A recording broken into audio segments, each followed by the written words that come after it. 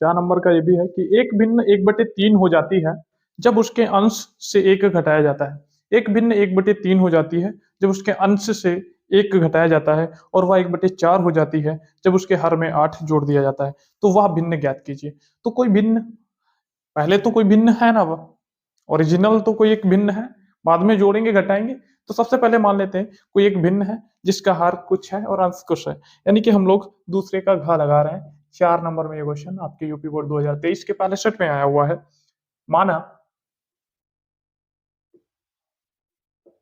भिन्न का अंश x तथा हर y है। कोई भिन्न है जिसका अंश x है तथा हर y है, इसलिए भिन्न क्या हो जाएगी, इसलिए भिन्न हो जाएगी हमारे पास x/y। सबसे महत्वपूर्ण चीज हमसे तो यही पूछा जा रहा है कि वो भिन्न क्या है। फिर क्वेश्चन कहता है प्रश्नानुसार, प्रश्न के अनुसार हम लोग देखें क्या कहता है प्रश्न। प्रश्न कहता है एक भिन्न 1/3 हो जाती है जब उसके अंश से 1 घटाया जाता है। अब देखो अंश x है, अंश से 1 घटा देंगे हर वही रहेगा, तो ये भिन्न 1/3 हो जाती है। एक बात तो ये कह रहा है। दूसरा कह रहा है वह 1/4 हो जाती है, ये 1/4 भी हो जाती है। ये 1/4 कब हो जाती है, जब इसके हर में 8 जोड़ दिया जाता है, यानी अंश में कुछ नहीं किया जाता है, हर में क्या किया जाता है, 8 जोड़ दिया जाता है। तो ये दो स्टेटमेंट आपका प्रश्न कह रहा था। आपसे कह रहा है भिन्न बताइए। अगर आपको एक्स वाई पता होगा तो भिन्न भी पता चल जाएगी। यहाँ से हम लोग हल कर लें, 3 की गुणा इधर, वाई की उधर, तो इधर 3 की गुणा कराएंगे, एक्स से 3x माइनस का 3 एक कम 3 बराबर वाई। अब हम लोग क्या करते हैं, ये हमारे पास एक समीकरण नहीं, 2 समीकरण हो गई। अब इस यहाँ पे हल कर लेते हैं इसको, इसको ऊपर लिखूंगा मैं, x/y + 8 बराबर 1/4।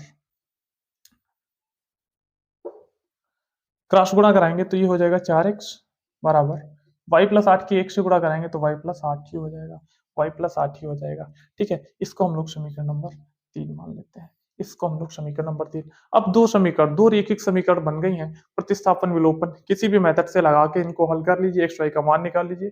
जो भी एक्स वाई का मान आएगा यहाँ पे रख देंगे तो भिन्न पता चल जाएगी। 4 नंबर फोकट के नंबर मिल रहे हैं, देख लीजिए। इससे ज्यादा सस्ता है, इससे ज्यादा सिंपल क्वेश्चन क्या हो सकता है। समीकरण 2 से y का मान उठा देंगे और यहाँ पे रख देंगे, तो लिखेंगे समीकरण 2 व 3 को प्रतिस्थापन विधि से हल करने पर, कौन सी विधि हम लोग लगाने वाले हैं, प्रतिस्थापन विधि से हल करने हैं, है ना। हल करने पर, हल करने पर हल कीजिए। ये हो गया 4x बराबर y, y की जगह y का मान कितना है 3x minus 3, 3x minus 3 plus का 8 था तो प्लस का 8 हमने लिख लिया। अभी 3x को इधर लाएंगे घट जाएगा, माइनस का हो जाएगा क्योंकि यहाँ पे प्लस का है, तो 4x माइनस का 3x बराबर 8 से 3 घटाओ क्योंकि प्लस माइनस घट रहा है तो 5 बच रहा है, और 4x से 3x घटेगा तो x बचेगा, यानी कि आपके पास x का मान आ गया कितना 5।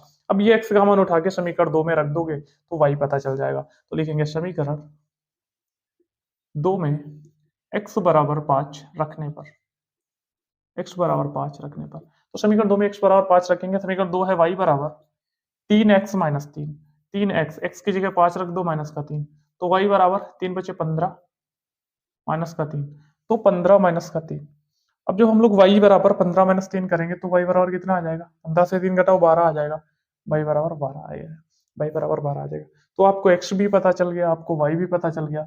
अतः अतः अभिन्न कितनी हो जाएगी भाई, अभिन्न कितनी हो जाएगी, अभिन्न कितनी हो जाएगी, x/y थी ना, अभिन्न कितनी थी x/y थी, और आपका x कितना आया, x 5 आया है, y 12 आया है, x 5 आया है, y 12 आया है, यानी वो जो भिन्न थी वो 5/12 है। तो 5/12 आपका सही आंसर होगा। 4 नंबर, कितना सस्ता क्वेश्चन है, कितना सिंपल सा क्वेश्चन है, इससे ज्यादा सस्ता क्वेश्चन आपको नहीं मिल सकता। तो ऑल द बेस्ट, इस टाइप का कोई भी क्वेश्चन आता है आई होप आप लोग कर लेंगे। ठीक है, नोट इट।